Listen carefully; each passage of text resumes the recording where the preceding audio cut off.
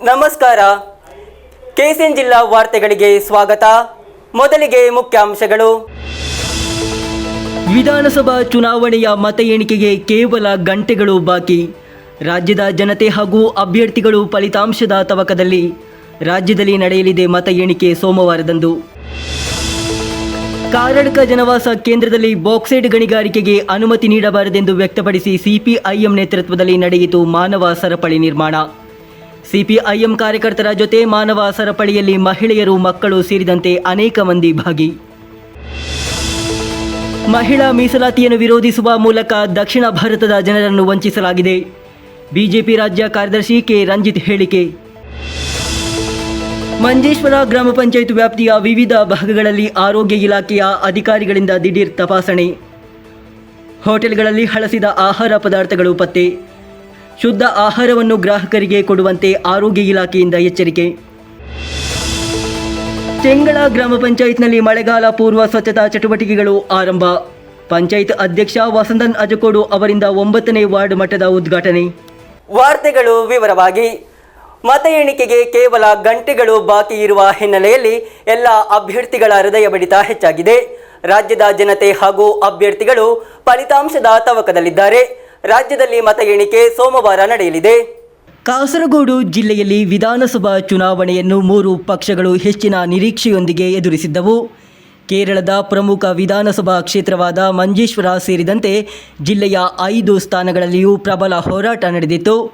ರಾಜ್ಯದಲ್ಲಿ ಯುಡಿಎಫ್ ಅಲೆ ಏಳಲಿದೆ ಎಂದು ಎಕ್ಸಿಟ್ ಪೋಲ್ ಫಲಿತಾಂಶ ಹೊರ ಬಂದಿರುವುದರಿಂದ ಕಾಸರಗೋಡು ಜಿಲ್ಲೆಯ ಯುಡಿಎಫ್ ಕೇಂದ್ರಗಳು ತುಂಬ ವಿಶ್ವಾಸದಲ್ಲಿದೆ. ಕಾಸರಗೋಡು ಜಿಲ್ಲೆಯ ಹೆಚ್ಚಿನ ಸಮೀಕ್ಷೆಗಳು ಜಿಲ್ಲೆಯಲ್ಲಿ ಯುಡಿಎಫ್ 2ರಿಂದ 4 ಸ್ಥಾನಗಳನ್ನು ಪಡೆಯುತ್ತದೆ ಎಂದು ಭವಿಷ್ಯ ನುಡಿದಿದೆ. ಯುಡಿಎಫ್ ಮಂಜೇಶ್ವರ, ಕಾಸರಗೋಡು ಕ್ಷೇತ್ರವನ್ನು ಉಳಿಸಿಕೊಳ್ಳುತ್ತದೆ. ಉದುಮ ಹಾಗೂ ತ್ರಿಕರಿಪುರ ಕ್ಷೇತ್ರವನ್ನು ಎಲ್ಡಿಎಫ್ನಿಂದ ವಶಪಡಿಸಿಕೊಳ್ಳುತ್ತದೆ ಎಂಬ ವಿಶ್ವಾಸವನ್ನು ಯುಡಿಎಫ್ ಹಂಚಿಕೊಳ್ಳುತ್ತಿದೆ. ಎಲ್ಡಿಎಫ್ ಪ್ರಸ್ತುತ ಹೊಂದಿರುವ ಉದುಮ, ಕಾಂಜಂಗಾಡ್, ತ್ರಿಕರಿಪುರ ಕ್ಷೇತ್ರವನ್ನು ಉಳಿಸಿಕೊಳ್ಳುವುದರ ಜೊತೆಗೆ ಮಂಜೇಶ್ವರ ಹಾಗೂ ಕಾಸರಗೋಡಿನ ಸ್ಥಿತಿ ಸುಧಾರಿಸಲ್ಪಡುತ್ತದೆ ಎಂಬ ವಿಶ್ವಾಸವನ್ನು ಎಲ್ಡಿಎಫ್ ಹೊಂದಿದೆ. ಎನ್ಡಿಎ ಮಂಜೇಶ್ವರ ಹಾಗೂ ಕಾಸರಗೋಡು ಕ್ಷೇತ್ರಗಳ ಮೇಲೆ ಭರವಸೆಯಿಟ್ಟಿದೆ. ಆದರೆ ಕಳೆದ ಬಾರಿ ಎಕೆಎಂ ಅಶ್ರಫ್ 745 ಮತಗಳ ಅಲ್ಪ ಬಹುಮತವನ್ನು ಹೆಚ್ಚಿಸುವ ನಿರೀಕ್ಷೆಯಲ್ಲಿದ್ದಾರೆ.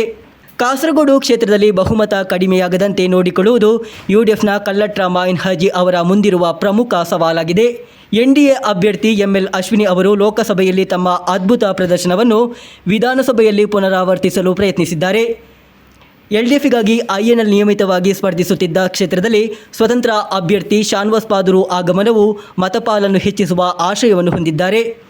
ಉದ್ಯಮ ವಿಷಯಕ್ಕೆ ಬಂದರೆ ಹಾಲಿ ಶಾಸಕರಾಗಿ ವೈಯಕ್ತಿಕ ಸಂಬಂಧಗಳು ಹಾಗೂ ಅಭಿವೃದ್ಧಿಯ ಸಾಧನೆಗಳು ಎಲ್ಡಿಎಫ್ ಅಭ್ಯರ್ಥಿ ಸಿಎಚ್ ಕುಂಜಂಬು ಪರವಾಗಿದೆ.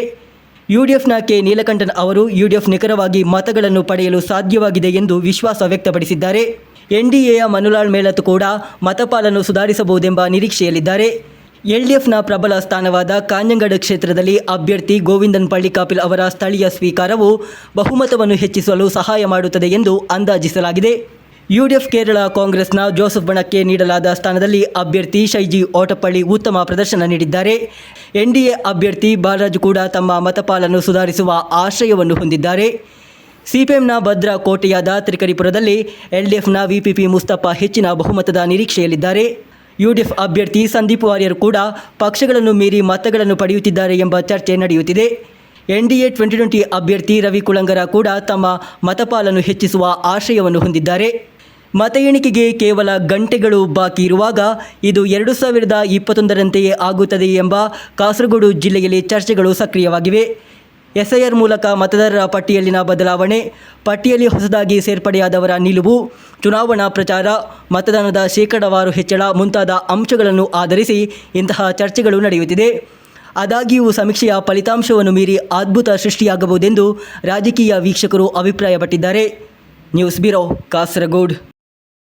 ಕಾರಡ್ಕ ಜನವಾಸ ಕೇಂದ್ರದಲ್ಲಿ ಬಾಕ್ಸೈಟ್ ಗಣಿಗಾರಿಕೆಗೆ ಅನುಮತಿ ನೀಡಬಾರದೆಂದು ವ್ಯಕ್ತಪಡಿಸಿ ಸಿಪಿಐಎಂ ನೇತೃತ್ವದಲ್ಲಿ ಮಾನವ ಸರಪಳಿ ನಿರ್ಮಿಸಲಾಯಿತು. ಮಾನವ ಸರಪಳಿ ಪ್ರತಿಭಟನೆಯನ್ನು ಸಿಪಿಐಎಂ ಜಿಲ್ಲಾ ಕಾರ್ಯದರ್ಶಿ ಶಜಿ ಮ್ಯಾಥ್ಯೂ ಉದ್ಘಾಟಿಸಿದರು.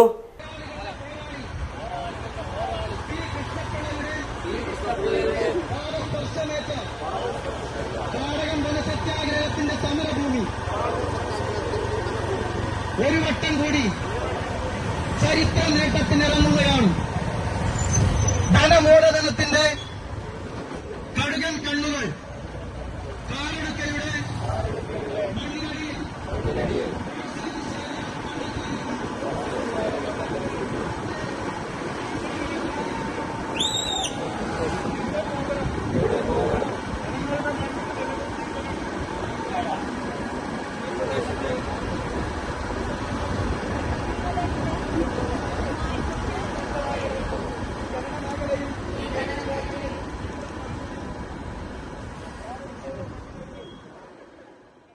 ಜನವಸತಿ ಕೇಂದ್ರವಾದ ಕಾರಡ್ಕ ನರ್ಲಾ ಪ್ರದೇಶದಲ್ಲಿ ಬಾಕ್ಸೈಟ್ ಗಣಿಗಾರಿಕೆಗೆ ಅವಕಾಶ ನೀಡಲಾಗುವುದಿಲ್ಲ ಎಂದು ಘೋಷಿಸಿ ಕಾರಡ್ಕ 13ನೇ ಮೈಲಿನ ಪ್ರಸ್ತಾವಿತ ಯೋಜನಾ ಪ್ರದೇಶದಲ್ಲಿ ಸಿಪಿಐಎಂ ನೇತೃತ್ವದಲ್ಲಿ ಮಾನವ ಸರಪಳಿಯನ್ನು ನಿರ್ಮಿಸಿ ಪ್ರತಿಭಟಿಸಲಾಯಿತು.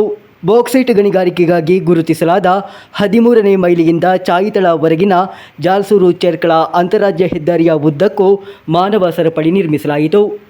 ಮಹಿಳೆಯರು ಹಾಗೂ ಮಕ್ಕಳು ಸೇರಿದಂತೆ ನೂರಾರು ಜನರು ಕೊಂಡಿಗಳಾಗಿ ಪ್ರತಿಭಟನೆಯಲ್ಲಿ ಭಾಗವಹಿಸಿದರು. CGI Mathew, C Balan, M Madhavan, P Balakrishnan ಮುಂತಾದವರು ಕ್ರಮವಾಗಿ ಮಾನವ ಸರಪಳಿಯ ಕೊಂಡಿಗಳಾದರು.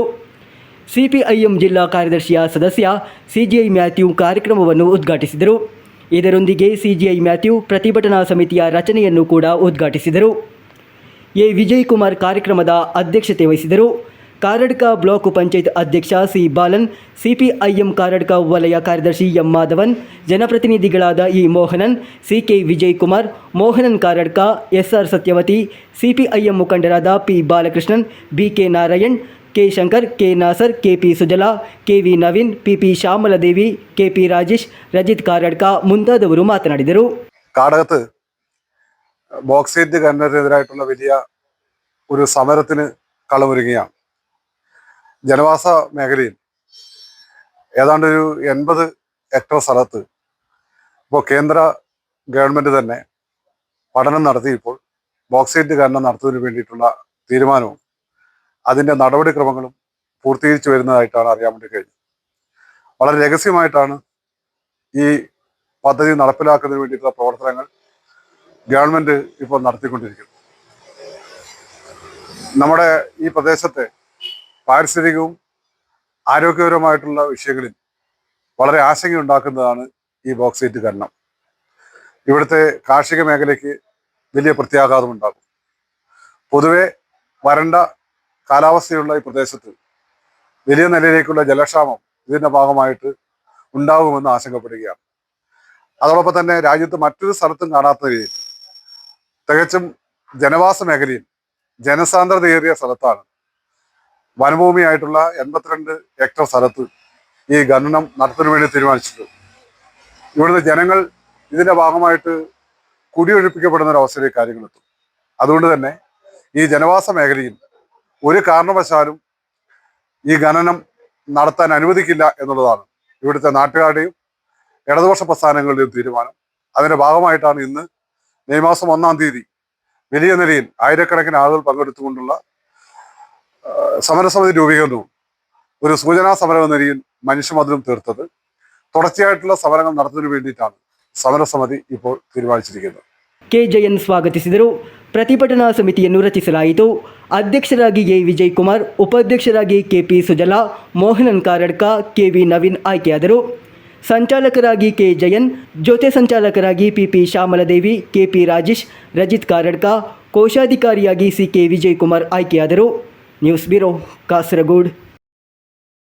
ಮಹಿಳಾ ಮೀಸಲಾತಿಯನ್ನು ವಿರೋಧಿಸುವ ಮೂಲಕ ದಕ್ಷಿಣ ಭಾರತದ ಜನರನ್ನು ವಂಚಿಸಲಾಗಿದೆ ಎಂದು ಬಿಜೆಪಿ ರಾಜ್ಯ ಕಾರ್ಯದರ್ಶಿ ಕೆ ರಂಜಿತ್ ಹೇಳಿದರು. ಹೊಸ ಬಸ್ ನಿಲ್ದಾಣದ ಬಳಿ ಆಯೋಜಿಸಲಾದ ಬಿಜೆಪಿ ಜಿಲ್ಲಾ ಸಮಿತಿ ಮಹಿಳಾ ಪ್ರತಿಭಟನಾ ಸಾರ್ವಜನಿಕ ಸಭೆಯನ್ನು ಉದ್ಘಾಟಿಸಿ ಅವರು ಮಾತನಾಡುತ್ತಿದ್ದರು.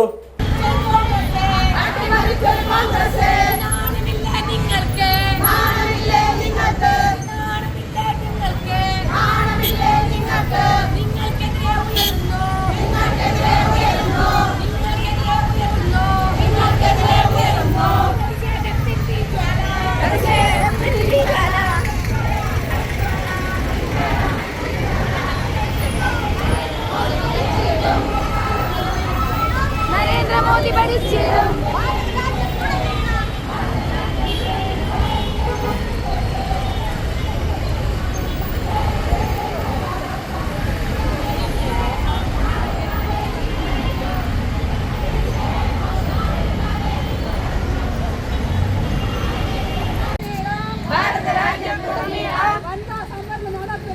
വനിതാ സംവരണം നടപ്പിലാക്കാൻ മടിയന്തേ കോൺഗ്രസ്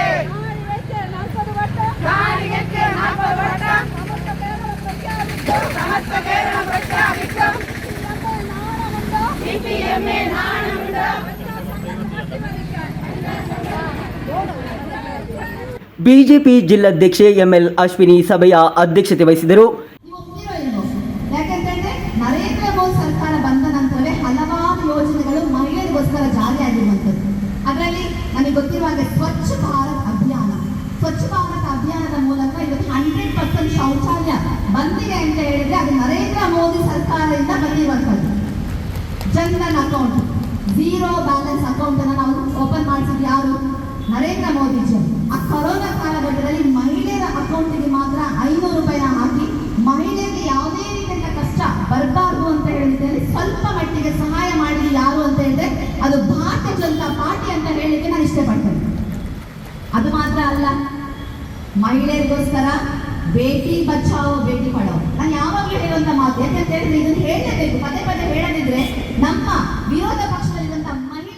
ಬಿಜೆಪಿ ರಾಷ್ಟ್ರೀಯ ಪರಿಷತ್ ಸದಸ್ಯೆ ಪ್ರಮೀಳಾ ಸಿ ನಾಯ್ಕ್, ಬಿಜೆಪಿ ರಾಜ್ಯ ಸಮಿತಿ ಸದಸ್ಯರಾದ ಸವಿತಾ ಟೀಚರ್, ಸತೀಶ್ ಚಂದ್ರ ಭಂಡಾರಿ, ಜಿಲ್ಲಾ ಉಪಾಧ್ಯಕ್ಷೆ HR ಸುಕನ್ಯಾ, ಕಾರ್ಯದರ್ಶಿಗಳಾದ ಪುಷ್ಪ ಗೋಪಾಲನ್, ಪ್ರಮೀಳಾ ಮಜಲ್, ಅಶ್ವಿನಿ KM, ಮಧೂರು ಗ್ರಾಮ ಪಂಚಾಯತ್ ಅಧ್ಯಕ್ಷೆ ಸುಜ್ಞಾನಿ ಶಾನ್ಭೋಗ್, ಬೆಳ್ಳೂರು ಗ್ರಾಮ ಪಂಚಾಯತ್ ಅಧ್ಯಕ್ಷೆ ಮಾಲಿನಿ, ಮಹಿಳಾ ಮೋರ್ಚಾ ಜಿಲ್ಲಾಧ್ಯಕ್ಷೆ SR ರಮಣಿ, ಜಿಲ್ಲಾ ಪ್ರಧಾನ ಕಾರ್ಯದರ್ಶಿಗಳಾದ ಅನಿತಾ R ನಾಯ್ಕ್, ಪ್ರೇಮಲತಾ S, ಜಯಂತಿ ಶೆಟ್ಟಿ ಮುಂತಾದವರು ಮಾತನಾಡಿದರು. ಕಾಸರಗೋಡು ತಾಳಿಪಡುಪು ಮೈದಾನದಿಂದ ಆರಂಭವಾದ ಪ್ರತಿಭಟನಾ ಮೆರವಣಿಗೆಯಲ್ಲಿ ನೂರಾರು ಮಹಿಳೆಯರು ಪಾಲ್ಗೊಂಡಿದ್ದರು. News bureau, Kasaragod. ಮಂಜೇಶ್ವರ ಗ್ರಾಮ ಪಂಚಾಯತ್ ವ್ಯಾಪ್ತಿಯ ವಿವಿಧ ಭಾಗಗಳಲ್ಲಿ ಆರೋಗ್ಯ ಇಲಾಖೆಯ ಅಧಿಕಾರಿಗಳು ದಿಢೀರ್ ತಪಾಸಣೆ ನಡೆಸಿದ ತಪಾಸಣೆಯಲ್ಲಿ ಹಲವು ಹೋಟೆಲ್ಗಳಲ್ಲಿ ಅಶುದ್ಧ ಆಹಾರ ಹಾಗೂ ಹಳಸಿದ ಆಹಾರ ಪದಾರ್ಥಗಳು ಪತ್ತೆಯಾಗಿವೆ. ಮಂಜೇಶ್ವರ ಆರೋಗ್ಯ ಇಲಾಖೆಯ ಅಧಿಕಾರಿ ಹಾಶಿಂ ಅವರ ನೇತೃತ್ವದಲ್ಲಿ ತಲಪಾಡಿ, ತೂಮಿನಾಡು ಹಾಗೂ ಉದ್ಯಾವರ ಸೇರಿದಂತೆ ಪಂಚಾಯತ್ ವ್ಯಾಪ್ತಿಯ ಪ್ರಮುಖ ಹೋಟೆಲ್ಗಳ ಮೇಲೆ ಕಾರ್ಯಾಚರಣೆ ನಡೆಸಲಾಯಿತು. ತಪಾಸಣೆಯ ವೇಳೆ ಅಡುಗೆ ಕೋಣೆಯ ಶುಚಿತ್ವ ಹಾಗೂ ಸಂಗ್ರಹಿಸಿಟ್ಟಿದ್ದ ಆಹಾರ ಪದಾರ್ಥಗಳನ್ನು ಪರಿಶೀಲಿಸಲಾಯಿತು.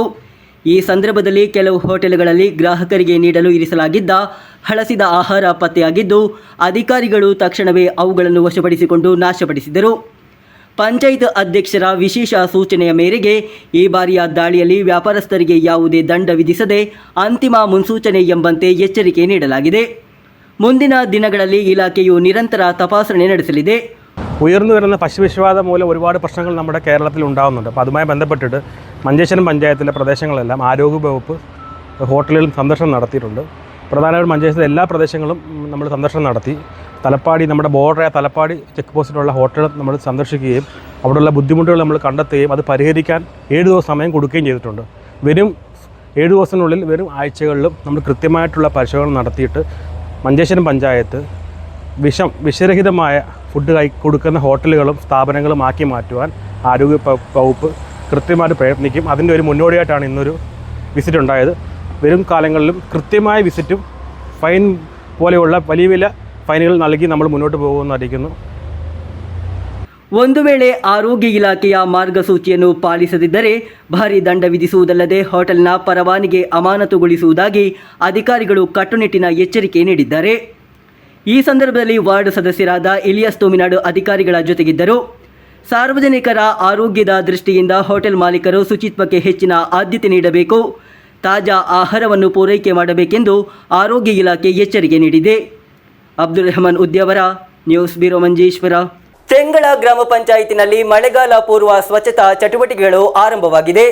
9ನೇ ವಾರ್ಡ್ ಮಟ್ಟದ ಉದ್ಘಾಟನೆಯನ್ನು ಪಂಚಾಯತ್ ಅಧ್ಯಕ್ಷ ವಸಂತನ್ ಅಜಕೋಡು ನೆರವೇರಿಸಿದರು. ಚೆಂಗಳ ಗ್ರಾಮ ಪಂಚಾಯಿತಿನ 9ನೇ ವಾರ್ಡಿನಲ್ಲಿ ಮಳೆಗಾಲ ಪೂರ್ವ ಸ್ವಚ್ಛತಾ ಕಾರ್ಯಗಳು ಉದ್ಘಾಟನೆಗೊಂಡವು.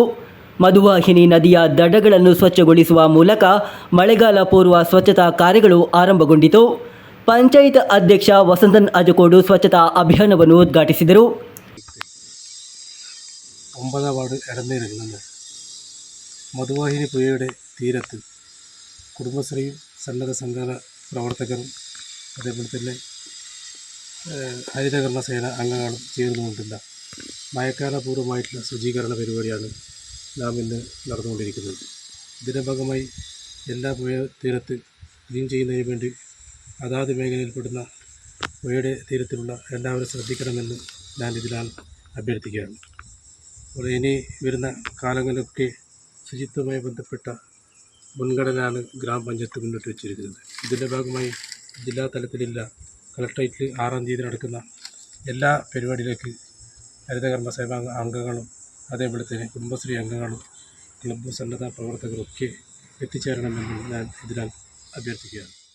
ಶಿಕ್ಷಣ ಸ್ಥಾಯಿ ಸಮಿತಿ ಅಧ್ಯಕ್ಷೆ ಶಾಂತಕುಮಾರಿ ಟೀಚರ್, ಮಹಿಳಾ ಕಾಂಗ್ರೆಸ್ ಮಂಡಲ ಅಧ್ಯಕ್ಷೆ ನಸೀರಾ, ರಾಜು ವೇಟನ್, ರಾಧಾಕೃಷ್ಣನ್, ಶಶಿಕಲಾ, ಸನೋಜ್, ಹರಿತಕರ್ಮ ಸೇನಾ ಸದಸ್ಯರು, ಉದ್ಯೋಗ ಖಾತರಿ ಯೋಜನೆಯ ಸದಸ್ಯರು, ಕುಟುಂಬಶ್ರೀ ಕಾರ್ಯಕರ್ತರು ಸ್ವಚ್ಛತಾ ಕಾರ್ಯದಲ್ಲಿ ಭಾಗವಹಿಸಿದ್ದರು. News bureau, Kasaragod. SKMMA Thalangara range ಕಮಿಟಿಯ ವತಿಯಿಂದ ಉನ್ನತ ಶ್ರೇಣಿಯಲ್ಲಿ ತೇರ್ಗಡೆಯಾದ ವಿದ್ಯಾರ್ಥಿಗಳನ್ನು ಅಭಿನಂದಿಸುವ ಕಾರ್ಯಕ್ರಮ ನಡೆಯಿತು. ಮಾಲಿಕ್ ದಿನಾರ್ ಜುಮಾ ಮಸೀದಿಯ ಖತೀಬ್ ಮಜೀದ್ ಬಹಕವಿ ಉದ್ಘಾಟಿಸಿದರು. ಸಮಸ್ತ ಕೇರಳ ಮದ್ರಸಾ ಮ್ಯಾನೇಜ್ಮೆಂಟ್ ಅಸೋಸಿಯೇಷನ್ನ ತಳಂಗರ ರೇಂಜ್ ಕಮಿಟಿ ವತಿಯಿಂದ ಉನ್ನತ ಶ್ರೇಣಿಯಲ್ಲಿ ತೇರ್ಗಡೆಯಾದ ವಿದ್ಯಾರ್ಥಿಗಳನ್ನು ಅಭಿನಂದಿಸಿ ತರಬೇತಿ ನೀಡಿದ ಉಸ್ತಾದ್ನವರಿಗೆ ನಗದು ಬಹುಮಾನ ವಿತರಿಸಲಾಯಿತು. ತಳಂಗರ ಕಂಡത്തിൽ ಹಿದಾಯತುಕ ಸಿಬಿಯಾನ್ ಮದ್ರಸದಲ್ಲಿ ನಡೆದ ಸಮಾರಂಭದಲ್ಲಿ ಹಜ್ ಯಾತ್ರಾರ್ಥಿಗಳಿಗೆ ಬೀಳ್ಕೊಡುಗೆ ಕೂಟ ಹಾಗೂ ಸಾರ್ವಜನಿಕ ಪ್ರತಿನಿಧಿಗಳಿಗೆ ಸ್ವಾಗತ ಕಾರ್ಯಕ್ರಮ ಏರ್ಪಡಿಸಲಾಗಿತ್ತು. ಎಪಿ ಅಬ್ದುಲ್ ರಹಮಾನ್ ಮುಸ್ಲಿಯಾಲ್ ಪ್ರಾರ್ಥನೆಗೈದರು. ನಜಾತ್ ಕುರಾನ್ ಅಕಾಡೆಮಿಯ ವಿದ್ಯಾರ್ಥಿ ಹಫೀಸ್ ಅಫ್ರೋಜ್ ನಜಾತ್ ಖಿರಾತ್ ನಡೆಸಿದರು. ಎಸ್ಕೆಎಂಎಂಎ ಅಧ್ಯಕ್ಷ ಹಸೈನರ್ ಹಾಜಿ ತಳಂಗರ ಅಧ್ಯಕ್ಷತೆ ವಹಿಸಿದ್ದರು. ಮಾಲಿಕ್ ದಿನಾರ್ ಜುಮಾ ಮಸೀದಿ ಖತೀಬ್ ಮಜೀದ್ ಬಾಕವಿ ಉದ್ಘಾಟಿಸಿದರು. ತಾಯಲಂಗಾಡಿ ಜುಮಾ ಮಸೀದಿಯ ಖತೀಬ್ ಹಾಜಿ ಅವರಿಗಿರುವ ಸಂದೇಶವನ್ನು ಅಬೂಬಕರ್ ಸಿದ್ದಿಕ್ ಹುದವಿ ನೀಡಿದರು. ನಗರಸಭಾ ಉಪಾಧ್ಯಕ್ಷ ಕೆಎಂ ಹನೀಫಾ ಅವರಿಗಿರುವ ಪ್ರಶಸ್ತಿಯನ್ನು ಹಸೈನರ್ ಹಾಜಿ ತಳಂಗರ ಹಾಗೂ ಸ್ಥಾಯಿ ಅಧ್ಯಕ್ಷ ಜಾಫರ್ ಕಮಾಲ್ಗಿರುವ ಪ್ರಶಸ್ತಿಯನ್ನು ಟಿಎ ಶಾಫಿ ಮತ್ತು ಸಾರ್ವಜನಿಕ ಸೇವೆಗಾಗಿರುವ ಪ್ರಶಸ್ತಿಯನ್ನು ಸಿದ್ದಿಕ್ ಚಕ್ಕರ ಅವರಿಗೆ ಎಸ್ಕೆಎಂಎಂಎ ಜಿಲ್ಲಾ ಉಪಾಧ್ಯಕ್ಷ ಯುಕೆ ಯೂಸಫ್ ಪುಲಿಕುನ್ನು ಪ್ರಶಸ್ತಿ ಪ್ರದಾನ ಮಾಡಿದರು. ಹೆಚ್ಚು ಟಾಪ್ ಪ್ಲಸ್ ಪಡೆದ ಮದ್ರಸಾ ಪ್ರಶಸ್ತಿಯನ್ನು ಎಸ್ಕೆಎಂಎಂಎ ತಳಂಗರ ರೇಂಜ್ ಉಪಾಧ್ಯಕ್ಷ ಕೆಎಂ ಅಬ್ದುಲ್ಲಾ ಕುನ್ನಿ ಹಾಜಿ ಪ್ರದಾನ ಮಾಡಿದರು. ಈ ಬಾರಿ ಹಜ್ ಯಾತ್ರೆಗೆ ತೆರಳುತ್ತಿರುವ ಗಜಾಲಿ ಮಸೀದಿ ಇಮಾಮ್ ಅಬ್ದುಲ್ ಲತೀಫ್ ಅಶ್ರಫ್ ಫೋರಿಯು, ಅಬ್ದುಲ್ ರಾಫ್ ತಾಯಲಂಗಾಡಿ, ಅಬ್ಬಾಸ್ ಪಡಿഞ്ഞാർ ಎಂಬುವರಿಗೆ ಇರುವ ಪ್ರಶಸ್ತಿಯನ್ನು ವೆಲ್ಕಮ್ ಮುಹಮ್ಮದ್ ಹಾಜಿ, ಅಶ್ರಫ್ ಅಸ್ನಬಿ ಮೊರ್ದಾಳ, ಅಬ್ದುಲ್ ರಹಮಾನ್ ಬಾಂಗೋಡ್, ಮಾಹಿನ್ ಮಾಷ್ ಅವರು ಪ್ರದಾನ ಮಾಡಿದರು. ತಳಂಗರ ವ್ಯಾಪ್ತಿಯಲ್ಲಿ ಉನ್ನತ ಅಂಕ ಗಳಿಸಿದ ಉಸ್ತಾದಿನವರಿಗೆ ಹಾಗೂ ಎಲ್ಲಾ ವಿದ್ಯಾರ್ಥಿಗಳಿಗೆ ಪ್ರಶಸ್ತಿ ನಗದು ಬಹುಮಾನವನ್ನು ಅಬ್ದುಲ್ ಲತೀಫ್ ಅಶ್ರಫಿ, ಸಹೀದ್ ಹಮೀದ್, ಹರ್ಷಾದ್ ಹುದವಿ, ಶರೀಫ್ ನಿಜಾಮಿ ಮೊಯ್ದು ಹಾಜಿ ಪಳ್ಳಿಕಲ್, ಟಿಎ ಮುಕ್ತಾರ್, ಶಂಸುದ್ದೀನ್ ತಾಯಲ್, ಶಫೀಕ್ ದಾವೂದ್, ಹನೀಫ್ ಪಳ್ಳಿಕಲ್, ಎಂಎಂ ನಾಸರ್, ಸಿಯಾದ್ ತೆರುವತ್, ಶಂಸುದ್ದೀನ್ ಕೋಳಿಯಾಡ್, ಅಸೀಸ್ ಸೇಠ್, ಅಬೂಬಕರ್ ಪಟ್ಲ, ಅಬ್ದುಲ್ ರೌಫ್ ತಾಯಲಂಗಾಡಿ, ಅಬ್ದುಲ್ಲಾ ದಾರವಿ, ಶಾಫಿ ತೆರುವಾತ್ ಎಂಬವರು ನೀಡಿದರು. ಹಿದಾಯತ್ ಸಿಬಿಯಾನ್ ಮದ್ರಸಾ ಸದರ್ ಮುವಲ್ಲಿ ಮರ್ಷಾದ್, ಹಸನ್ ಪದಿಕುನ್ನಿಲ್, ವಿವಿಧ ಮದ್ರಸಾ ಉಸ್ತಾದಿನವರು ಮಾತನಾಡಿದರು. ಅಬ್ದುಲ್ ರಹಮಾನ್ ಬಾಂಗೋಡು ಸ್ವಾಗತಿಸಿ ವೆಲ್ಕಮ್ ಮುಹಮ್ಮದ್ ಹಾಜಿ ಧನ್ಯವಾದವಿತ್ತರು. News bureau, Kasaragod. ಮೊಗ್ರಲ್ ಪುತ್ತೂರಿನಲ್ಲಿ ಹಜ್ ಯಾತ್ರಿಕರಿಗೆ ಬೀಳ್ಕೊಡುಗೆ ಸಮಾರಂಭ ನಡೆಯಿತು. ಮುಸ್ಲಿಂ ಲೀಗ್ ಜಿಲ್ಲಾ ಪ್ರಧಾನ ಕಾರ್ಯದರ್ಶಿ ಎ ಅಬ್ದುಲ್ ರಹಮಾನ್ ಸಭೆಯನ್ನು ಉದ್ಘಾಟಿಸಿದರು. ಎನ್ಎ ನೆಲ್ಲಿಕೊನ್ನು ಮುಖ್ಯ ಭಾಷಣ ಮಾಡಿದರು. ಮುಸ್ಲಿಂ ಲೀಗ್ ಮೊಗ್ರಲ್ ಪುತ್ತೂರು ಪಂಚಾಯತ್ ಸಮಿತಿಯ ಆಶ್ರಯದಲ್ಲಿ ಪಂಚಾಯತ್ ವ್ಯಾಪ್ತಿಯಿಂದ ಹಜ್ ಯಾತ್ರೆಗೆ ತೆರಳುವ ಯಾತ್ರಿಕರಿಗೆ ಬೀಳ್ಕೊಡುಗೆ ಸಭೆ ನಡೆಯಿತು. ಕಲ್ಲಂಗೈ ಪಂಚಾಯತ್ ಲೀಗ್ ಕಚೇರಿಯಲ್ಲಿ ನಡೆದ ಕಾರ್ಯಕ್ರಮವನ್ನು ಮುಸ್ಲಿಂ ಲೀಗ್ ಜಿಲ್ಲಾ ಪ್ರಧಾನ ಕಾರ್ಯದರ್ಶಿ ಎ ಅಬ್ದುಲ್ ರಹಮಾನ್ ಉದ್ಘಾಟಿಸಿದರು. ಅನ್ವರ್ ಚೇರಂಗೈ ಅಧ್ಯಕ್ಷತೆ ವಹಿಸಿದರು. ಎನ್ಎ ನೆಲ್ಲಿಕುನ್ನು ಮುಖ್ಯ ಭಾಷಣ ಮಾಡಿದರು. ಮುಬಾರಕ್ ಮಸೀದಿ ಖತೀಬ್ ಅಬ್ದುಲ್ ರಜಾಕ್ ಅಬ್ಬರ್ ಹಜ್ ಯಾತ್ರಿಕರಿಗೆ ತರಗತಿ ನಡೆಸಿಕೊಟ್ಟರು. ಇರ್ಷಾದ್ ಪಂಚಮ್, ಸಲೀಂ ಅಕ್ಕರ, ಮೂಸಾ ಬಾಸಿತ್ ಮುಂತಾದವರು ಮಾತನಾಡಿದರು. KB Kunhambu Haji, advocate Faisal, MA Najeeb, Nooruddin Kotakunnu ಮುಂತಾದವರು ಉಪಸ್ಥಿತರಿದ್ದರು. ಸಿದ್ದಿಕ್ ಬೇಕಲ್ ಸ್ವಾಗತಿಸಿ ಕರೀಂ ಚೌಕಿ ಧನ್ಯವಾದವಿತ್ತರು. News bureau, Kasaragod. ವಿಶ್ವ ಕಾರ್ಮಿಕರ ದಿನದ ಪ್ರಯುಕ್ತ ವಿವಿಧ ವಲಯಗಳಲ್ಲಿ ಕೆಲಸ ಮಾಡುತ್ತಿರುವ ಸುಮಾರು 1000 ಕಾರ್ಮಿಕರು ಮೇ ದಿನದ ರ್ಯಾಲಿಯನ್ನು ಆಯೋಜಿಸಿದರು. ಚೆರ್ಬತ್ತೂರು ನಗರದ ಕೈಯೂರು ರಸ್ತೆಯ ಜಂಕ್ಷನ್ನಿಂದ ಪ್ರಾರಂಭವಾದ ರ್ಯಾಲಿಯು ಇಎಂಎಸ್ ಓಪನ್ ಆಡಿಟೋರಿಯಂನಲ್ಲಿ ಮುಕ್ತಾಯಗೊಂಡಿತು.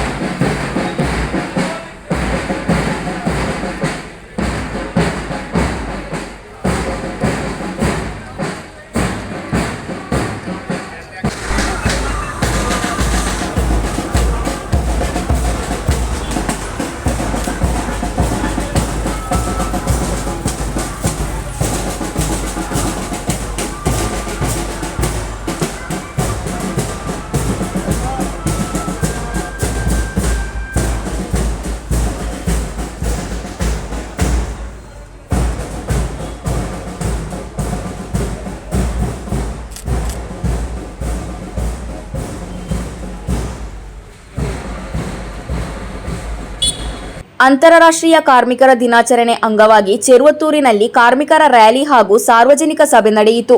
ವಿವಿಧ ವಲಯಗಳಲ್ಲಿ ದುಡಿಯುತ್ತಿರುವ ಸುಮಾರು 1000ದಷ್ಟು ಕಾರ್ಮಿಕರು ಮೇ ದಿನಾಚರಣೆಯಲ್ಲಿ ಪಾಲ್ಗೊಂಡಿದ್ದರು. ಸಾರ್ವಜನಿಕ ಸಭೆಯನ್ನು ಸಿಪಿಎಂ ಕಾಸರಗೋಡು ಜಿಲ್ಲಾ ಕಾರ್ಯದರ್ಶಿ ಶಾಸಕ ಎಂ ರಾಜಗೋಪಾಲನ್ ಉದ್ಘಾಟಿಸಿದರು.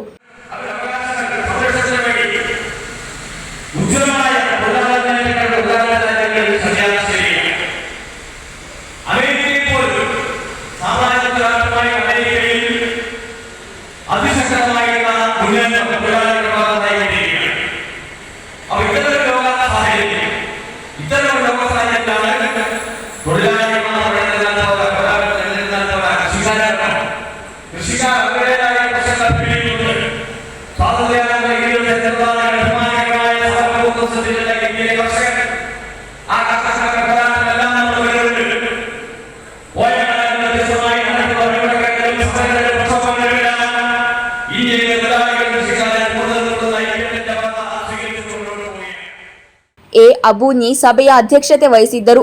ಸಿಪಿಎಂ ಜಿಲ್ಲಾ ಕಾರ್ಯದರ್ಶಿ ಕಚೇರಿ ಸದಸ್ಯ ಪಿ ಜನಾರ್ದನನ್, ಸಿಐಟಿಯು ಜಿಲ್ಲಾ ಕಾರ್ಯದರ್ಶಿ P Kamalakshan, K Raju, Rajesh Vellat, K Balakrishnan, Kaini Kunhikannan, CV Vijayaraj, PC Subaida, doctor CS Sumesh, Udinoor Sukumaran, T Narayanan ಮಾತನಾಡಿದರು.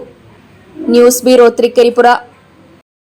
ದೇಶದ ಇಡೀ ಜನರಿಗೆ ಶಾಂತಿ ಹಾಗೂ ಸಮಾನ ಭಾಗವಹಿಸುವಿಕೆಯನ್ನು ಒದಗಿಸುವ ಅಧಿಕಾರದತ್ತ ಹೆಜ್ಜೆ ಹಾಕುವುದು ಪಕ್ಷದ ಗುರಿಯಾಗಿದೆ ಎಂದು ಎಸ್ಟಿಪಿಐ ರಾಜ್ಯ ಪ್ರಧಾನ ಕಾರ್ಯದರ್ಶಿ PR ಜಿಯಾದ್ ಹೇಳಿದರು. ಎಸ್ಟಿಪಿಐ ಕಾಸರಗೋಡು ಮಂಡಲ ಕಾರ್ಯಕರ್ತರ ಸಮಾವೇಶವನ್ನು ಉದ್ಘಾಟಿಸಿ ಅವರು ಮಾತನಾಡುತ್ತಿದ್ದರು.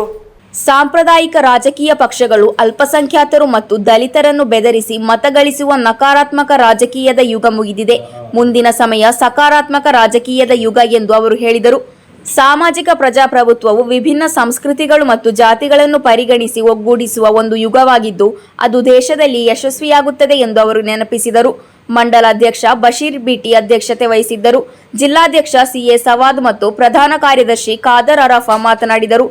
ಮಂಡಲ ಕಾರ್ಯದರ್ಶಿ ಕಬೀರ್ ಬ್ಲಾರ್ಕೋಡ್ ಸ್ವಾಗತಿಸಿದರು ಮತ್ತು ಮಂಡಲ ಉಪಾಧ್ಯಕ್ಷ ಜಕರಿಯಾ ಮುಟ್ಟತೋಡಿ ಧನ್ಯವಾದವಿತ್ತರು. News bureau Kasaragod. ರಾಜ್ಯ ಸರ್ಕಾರದ ಅಡಿಯಲ್ಲಿ ಈ ವರ್ಷದ ಮಾಪಿಳೆಪಾಟು ಕಲಾವಿದರಿಗೆ ಇರುವ ಜಾನಪದ ಅಕಾಡೆಮಿ ಪ್ರಶಸ್ತಿಗೆ ಆಯ್ಕೆಗೆ ಸಂಬಂಧಿಸಿ ಉತ್ತರ ಮಲಬಾರ್ ಮಾಪಿಳೆಪಾಟು ಕಲಾವಿದರು ವಿರೋಧ ವ್ಯಕ್ತಪಡಿಸಿದರು. ಮಾಪಿಳೆಪಾಟಿನ ಮೂಲಭೂತ ಅಂಶಗಳನ್ನು ತಿಳಿದಿಲ್ಲದ ಅನರ್ಹ ವ್ಯಕ್ತಿಗೆ ನೀಡಲಾಗುತ್ತಿದೆ ಎಂದು ಸುದ್ದಿಗೋಷ್ಠಿಯಲ್ಲಿ ಆಕ್ರೋಶ ವ್ಯಕ್ತಪಡಿಸಿದರು. ഇപ്പം അന്യം നിന്ന് പോകുന്ന കൈമുട്ടിപ്പാട്ട് മാപ്പിള കല്യാണ വീട്ടിലും മുസ്ലിങ്ങളുടെ കല്യാണ വീട്ടിലും പണ്ട് കാലത്ത് ഉണ്ടായിരുന്ന കൈമുട്ടിപ്പാട്ടിന് ഒരു പരിച്ഛേദം വരുത്തിക്കൊണ്ട് പുതിയ രീതിയിലേക്ക് വേഷവിധാനങ്ങളൊക്കെ ആയി ഇറങ്ങിയ ഒരു കലാകാരിയാണ്.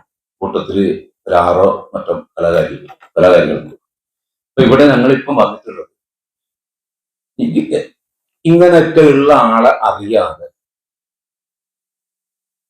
കണ്ണും പൂട്ടിയിട്ട് അർഹതപ്പെട്ടവരെ അകറ്റി നിർത്തിയും കണ്ണു മിഴിച്ചിട്ട് അർഹതയില്ലാത്തവരെ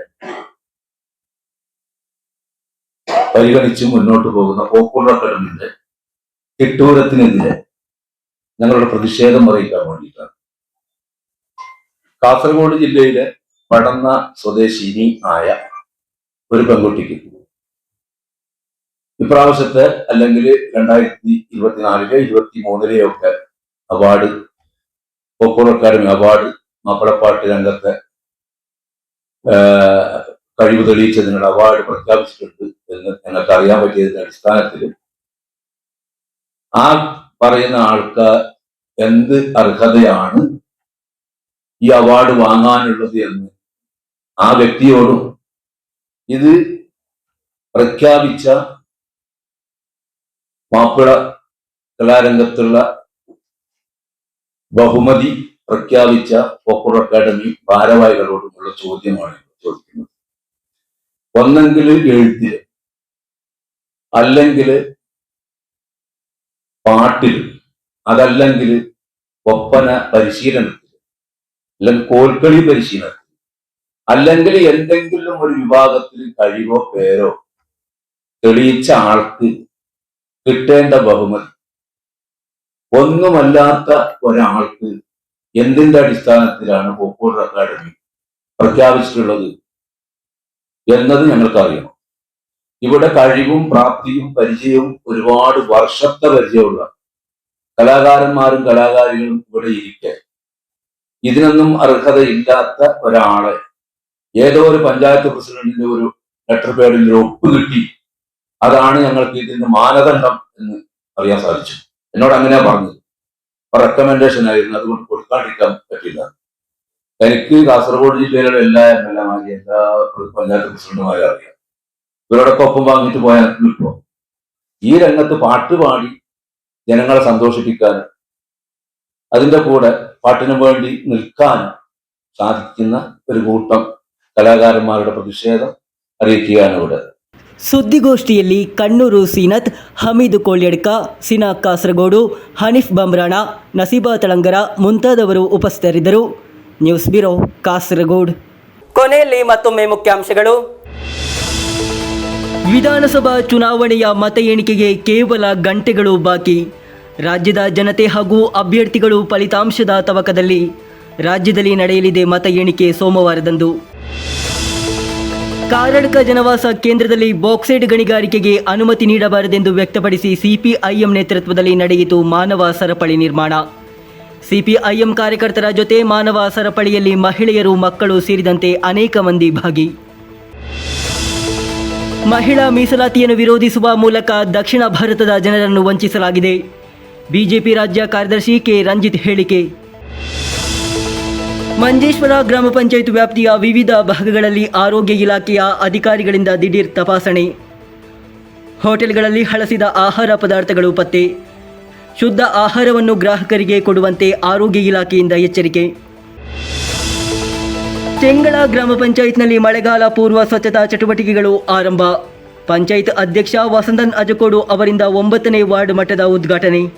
ಇಂದಿನ ವಾರ್ತಾ ಸಂಚಿಕೆ ಇಲ್ಲಿಗೆ ಮುಕ್ತಾಯವಾಯಿತು. ಮುಂದಿನ ವಾರ್ತಾ ಸಂಚಿಕೆಯೊಂದಿಗೆ ಮತ್ತೆ ಭೇಟಿಯಾಗೋಣ. ವಂದನೆಗಳು.